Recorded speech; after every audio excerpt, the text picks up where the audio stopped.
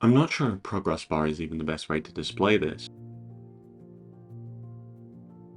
Hello and welcome to Devlog 4 for my online RPG. I am still messing around a little bit with the format of the devlogs themselves, so until I've exactly nailed it down, please do bear with me. This week I've been primarily building the stats system, but I did want to add a couple of quality of life improvements in there as well. So if we log into the game, one of the first things that you might notice when everything loads is that the perspective has changed.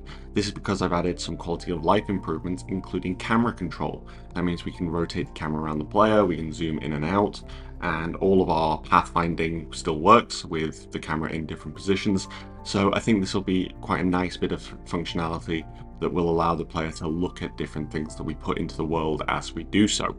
I've also took the time to experiment a little bit with our UI system so that you can move UI components around. The final thing that I've added is the base stats for the game. Now, this being an RPG, there's going to be many different stats.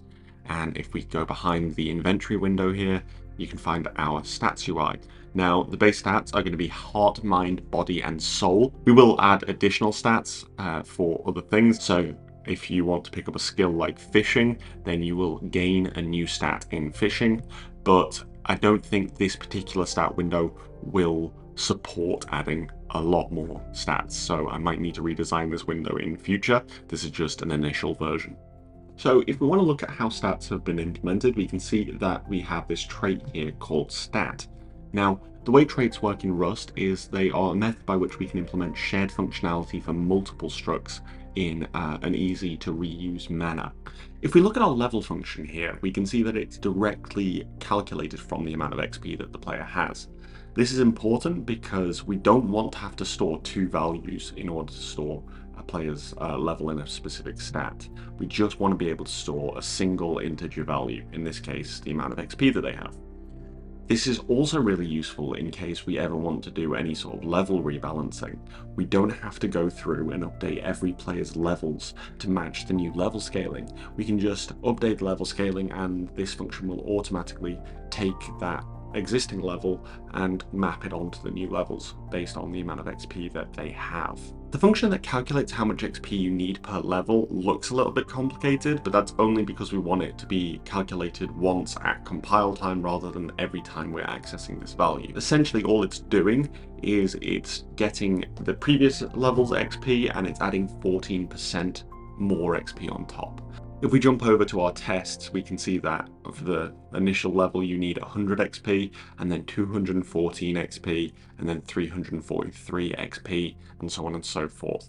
Bearing in mind that because we're only ever storing their total XP, we need to include the previous level's XP in the next value as well. Implementing a stat is really simple, so all we have to do is create a new file in our stats folder over here.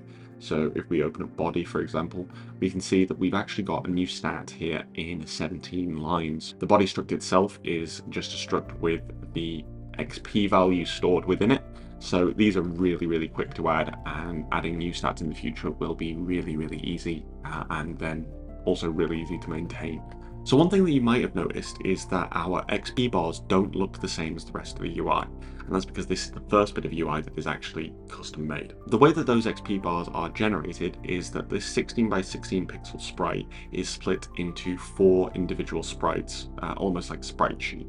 So this first 4 pixel wide segment caps off the left hand side of the XP bar, and the last 4 pixels caps off the right hand side of the XP bar. And then based on whether or not a segment is meant to be full or empty, it either renders these 4 pixels if it's empty, or these 4 pixels if it's full. This is a pretty standard way to generate any sort of progress bar that you might need for your game. This week we've primarily been laying the foundations for future additions to the game. That being said, if you would like to see those future additions to the game, please feel free to subscribe to the channel and leave a comment below with any questions that you might have.